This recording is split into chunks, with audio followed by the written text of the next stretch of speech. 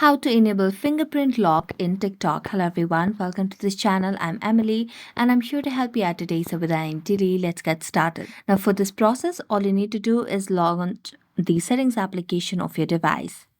Now as it launches the settings application, scroll down and tap on apps. As you tap on app, you can see the option of app lock over here at the bottom of the screen. So tap on app lock, and as you tap on app lock, just enter your passkey.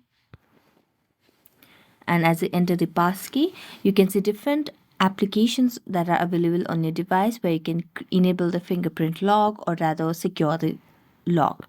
So what you can simply do is search for TikTok application over here. I'm just going to scroll down and search for TikTok and enable this option. As you enable this, now you can just go back and launch the TikTok application. And here you have enabled the fingerprint lock in TikTok. So that's it. Thank you so much for watching this video. See you next time.